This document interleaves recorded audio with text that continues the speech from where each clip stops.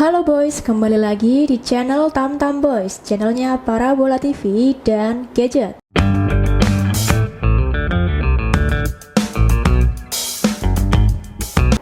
Video kali ini saya akan mereview set-top box yang paling sering ditanya oleh pembeli, yaitu set-top box Luby DVB-T2 01. Karena saya penasaran dengan spek dan fiturnya, maka langsung saja saya ulas. Apa benar set-top box ini bagus dan worth it untuk dibeli? Luby merupakan perusahaan yang bergerak dalam bidang elektronik penerangan. Namun, sejak gencar digitalisasi, PT Luby Indonesia mulai mengeluarkan produk set-top box dan antena digital. Saya akan mereview set-top box Luby DVB-T2 01 serta membandingkan dengan set-top box Advan DigiPro yang secara harga sama, sekitar 170 sampai 190 ribuan. Mana yang lebih bagus? Tonton video ini sampai selesai.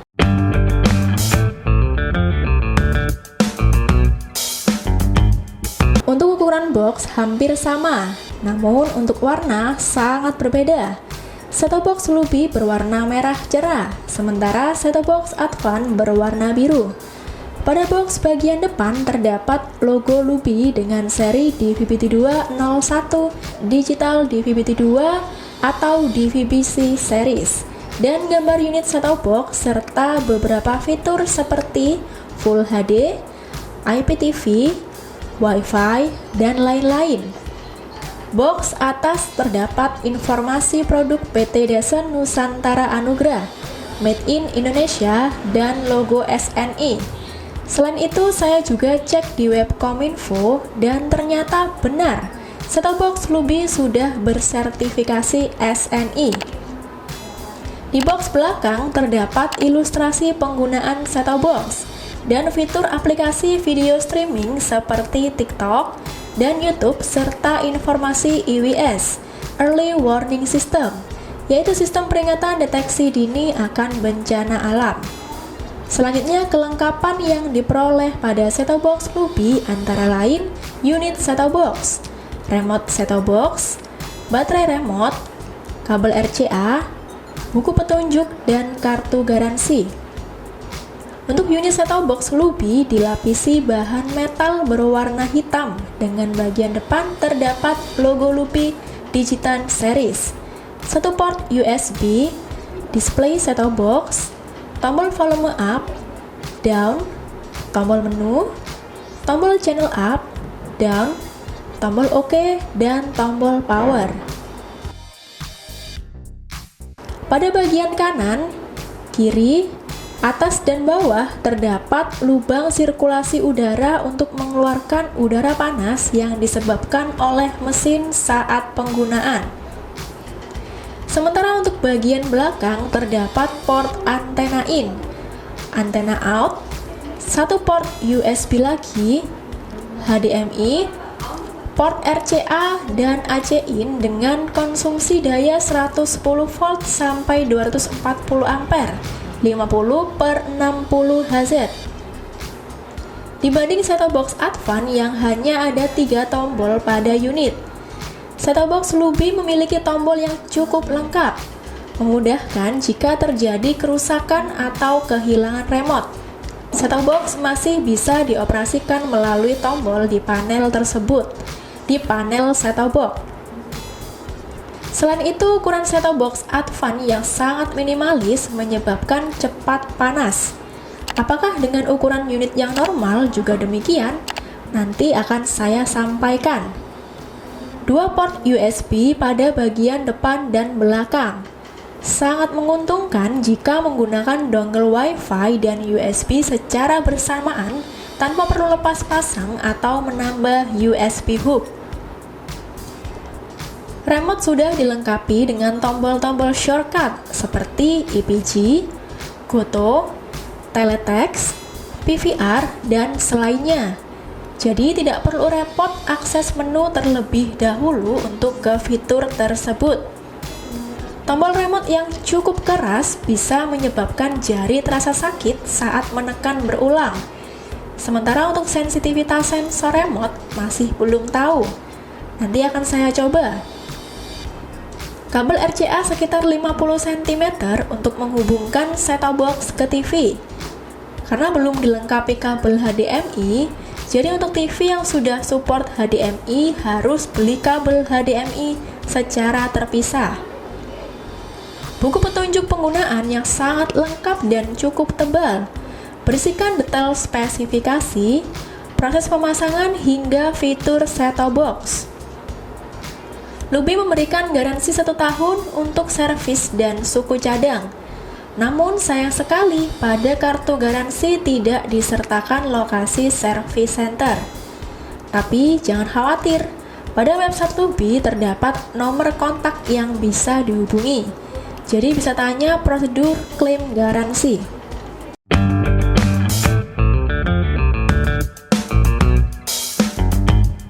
Untuk review ini saya menggunakan antena outdoor BFU25 dengan ketinggian sekitar 5 meter.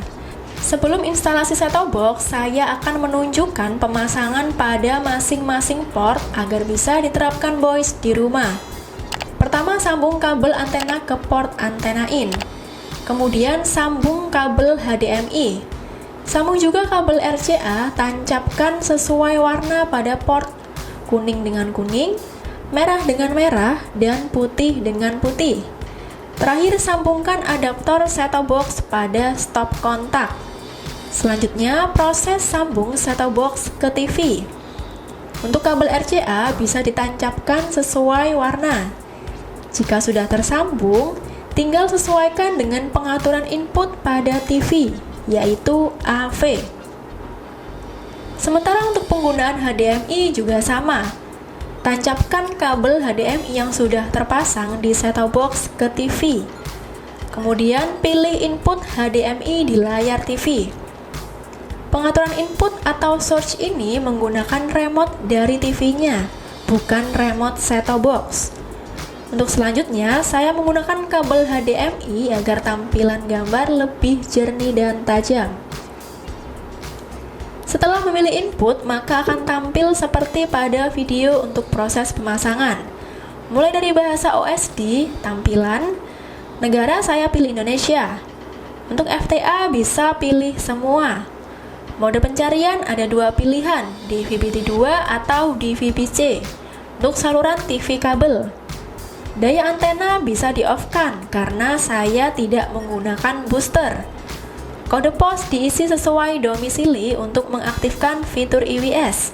Kemudian klik pencarian saluran. Proses scan tidak membutuhkan waktu lama, hanya sekitar 2 menit. Langsung terbuka 29 channel, sama halnya dengan set-top box Advan. Selanjutnya cek kekuatan sinyal. Caranya cukup pilih channel dan klik tombol info pada remote set-top box. Saya coba channel TVRI, untuk kekuatan dan kualitas sinyal sangat bagus. SCTV dan RCTI juga cukup bagus. Selanjutnya ke menu. Jika pada Advan, tampilan menu cenderung monoton warna gelap dan horizontal. Berbeda dengan set-top box Lubi yang lebih colorful. Berbentuk kolom-kolom dan varian menu yang cukup banyak. Menu pertama ialah program. Terdapat fitur edit saluran untuk mengedit channel seperti menghapus, memindahkan, melewati, dan mengunci channel. Bahkan bisa membuat daftar channel favorit. Petunjuknya, angka 1 untuk menghapus, 2 untuk pindah, 3 untuk melewati, 4 untuk mengunci, 5 untuk channel favorit, dan tombol hijau untuk ganti nama channel. Saya mencoba untuk memindahkan channel dengan tekan tombol nomor 2 pada remote dan pilih RCTI, lalu saya pindahkan pada urutan pertama. Untuk mengunci channel juga sama. Tinggal tekan angka 4, kemudian masukkan kata sandi 06 kali dan pilih channel yang ingin dikunci. Jangan lupa disimpan hasil editannya. Fitur selanjutnya, pada program atau sering disebut EPG, Electronic Program Guide, Fitur untuk menampilkan jadwal program siaran pada channel. Tapi tidak semua channel sudah dilengkapi fitur ini, seperti RCTI, Indosiar, dan MNC TV yang tidak ada informasi jadwal siaran. Sementara channel Trans TV terdapat detail lengkap jadwal dan program siaran. Kemudian fitur urutkan untuk mengelompokkan siaran sesuai ONID atau ID jaringan, tipe, ID siaran, nama siaran atau LCN. Fitur LCN untuk mengurutkan channel berdasarkan urutan nomor yang diberikan oleh penyelenggara jasa mukser. Biasanya nomor channelnya rentang 1 sampai 999. Untuk fitur ini bisa disesuaikan dengan kenyamanan berdasarkan urutan yang diinginkan pengguna, karena hanya akan mengubah urutan channel. Cakupan volume bisa pilih global atau siaran sesuai kenyamanan pendengaran. Menu kedua ialah pencarian. Seperti mode pencarian sesuai siaran yang ingin ditampilkan, yaitu di VBT2. Hanya FTA bisa pilih semua. Pencarian otomatis untuk scan siaran secara langsung. Pencarian manual dengan memasukkan nomor siaran dan frekuensi channel siaran jika terdapat channel yang belum tertangkap. Pengaturan negara. Daya antena jika antena indoor menggunakan booster bisa di-on-kan, dan jika tidak bisa di-off-kan. Kode pos berkaitan dengan IWS yang akan mengirim notif jika ada bencana di sekitar domisili. Kalau bisa diisi data yang sebenarnya. Kemudian menu sistem. Ada fitur bimbingan orang tua untuk masuk menggunakan password 6 kali. Fitur ini fungsinya untuk menyaring siaran berdasarkan usia anak 4-18 tahun. Bisa digunakan jika khawatir anak-anak menonton siaran yang tidak sesuai usianya. Pengaturan kunci juga menggunakan kata sandi yang sama untuk membatasi saluran atau channel-channel yang tidak sesuai. Menu selanjutnya USB atau multimedia. Untuk mengoperasikan menu ini butuh perangkat USB. Saya mencoba flash disk Toshiba 8GB dan hard disk Toshiba dengan kapasitas 2 tera. Keduanya bisa terdeteksi. Terdapat pusat media berisikan file, video, musik dan gambar yang bersumber dari USB yang sudah terhubung. Untuk fitur video, saya mencoba beberapa format seperti AVI, MOV, MKV, MP4, dan MPG. Dari semua format yang bisa berputar lancar, hanya format MKV dan MPG saja. Untuk audio ada juga format AAC, MP3, dan OGG. Semua format audio aman berputar dengan lancar tanpa kendala. Gambar sudah saya siapkan beberapa format seperti BMP, JPG, dan PNG. Semua format gambar bisa tampil pada layar. Selain itu ada fitur media PVR berisikan file video siaran yang sudah terekam. Nanti akan saya coba praktekkan. Dan pengaturan PVR untuk mengatur durasi rekaman secara otomatis sesuai settingan.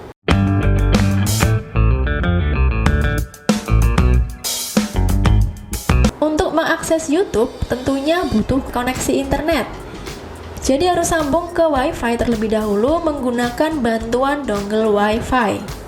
Di sini saya menggunakan dongle Efinix dengan chipset MediaTek. Dan lanjut ke menu YouTube. Untuk tampilan video bisa disetting dengan tombol merah pada remote dan pilih wilayah serta resolusi yang diinginkan. Saya coba mencari channel Tamtam Boys dan memutar salah satu video. Hasilnya lancar tanpa kendala. Proses ini juga dipengaruhi kecepatan internet. Semakin lancar dan cepat internetnya, proses play video juga semakin lancar. Menu IPTV. Untuk aplikasi ini harus input file manual satu persatu melalui USB, baru bisa digunakan. Kemudian menu cuaca. Untuk mengetahui perakiraan cuaca, Namun di sini hanya ada Jakarta saja. Untuk memasukkan kota Surabaya butuh menambahkan secara manual. Ada menu aplikasi. Untuk aplikasi yang ada ditampilkan menu akan saya skip langsung ke aplikasi lainnya, yaitu YouTube Kids. Sama seperti YouTube. Terdapat pengaturan video mulai dari wilayah, usia anak untuk preschool, younger hingga older, dan resolusi bisa disetting. Video berputar lancar tanpa kendala. Aman untuk anak-anak, lebih terkontrol pilihan videonya. RSS adalah situs web berita bersumber dari Yahoo dan BBC. Jadi bisa baca berita melalui fitur ini meskipun beritanya berbahasa Inggris. Selanjutnya TikTok. Proses pembaruannya cukup lama dan ternyata tidak ada hasil. Pembaruannya gagal, tidak bisa diakses. Menu informasi. Bisa dilihat informasi versi software v2.4.1.57u, hardware v11.3 RC1.15.1 dengan waktu pembuatan 27 Oktober 2021. Menu berikutnya ialah upgrade. Set-top box ini bisa di-upgrade menggunakan USB dengan file yang sudah tersimpan pada flash disk dan juga bisa melalui internet. Ternyata ada upgrade versi terbaru. Langsung saya tekan OK untuk mulai proses upgrade. Selama proses upgrade, jangan matikan set-top box secara paksa. Biarkan selesai karena kalau tiba-tiba terputus, set-top box akan hang dan tidak bisa digunakan lagi. Proses upgrade tidak membutuhkan waktu lama. Dan setelah berhasil, set-top box akan kembali ke pengaturan awal. Seperti pada video kembali ke proses pemasangan. Dan hasilnya sangat keren. Terlihat dari menu yang lebih fresh seperti tampilan Android TV. Lalu saya cek menu informasi. Terdapat perbedaan dari versi software v2.4.1.87u, hardware v11.3 RC1.15.2 dengan waktu pembuatan 26 Mei 2022 lebih bagus dari versi sebelumnya. Saya mencoba untuk memutar format video yang sebelumnya tidak bisa, dan ternyata semua format AVI, MOV, MKV, MP4 dan MPG bisa berputar lancar. Bahkan TikTok yang sebelumnya gagal, pembaruan dengan versi software terbaru, video bisa terlihat. Coba putar salah satu video dan video TikTok bisa berputar lancar tanpa kendala. Selain itu ada fitur tambahan seperti aplikasi video. Coba memutar film Naruto salah satu episodenya dan lancar tanpa kendala.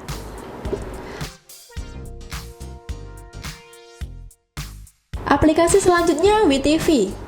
Coba memutar drakor. Dan hasilnya video bisa berputar lancar, menyesuaikan kecepatan internet.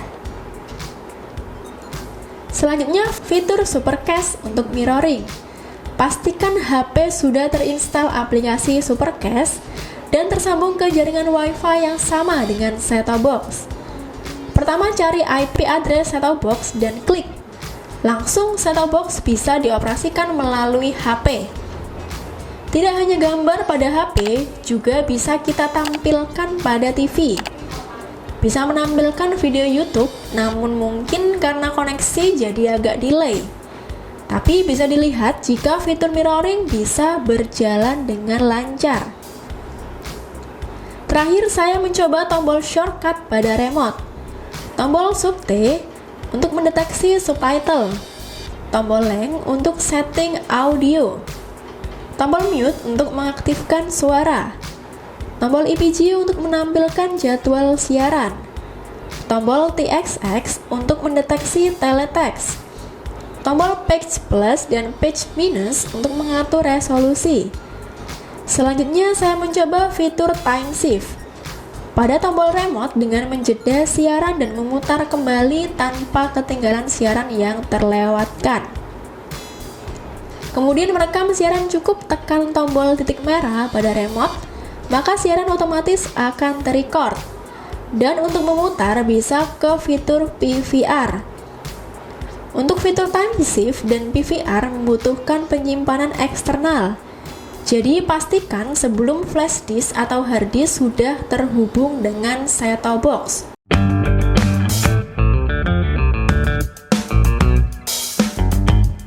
Itulah spek dan fitur dari set-top box Luby di VBT201.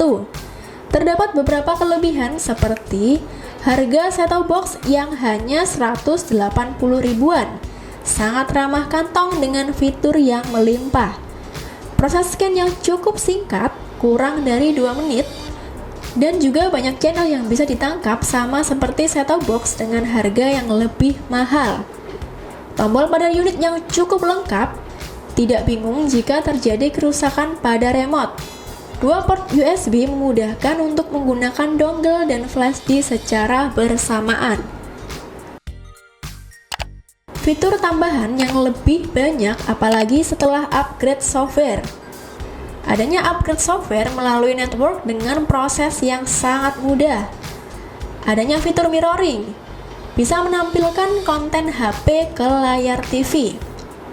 Selama kurang lebih 60 menit untuk review set-top box aman, tidak begitu panas. Untuk kekurangannya, sensor remote yang harus dihadapkan pada set-top box dan tombol yang sedikit keras.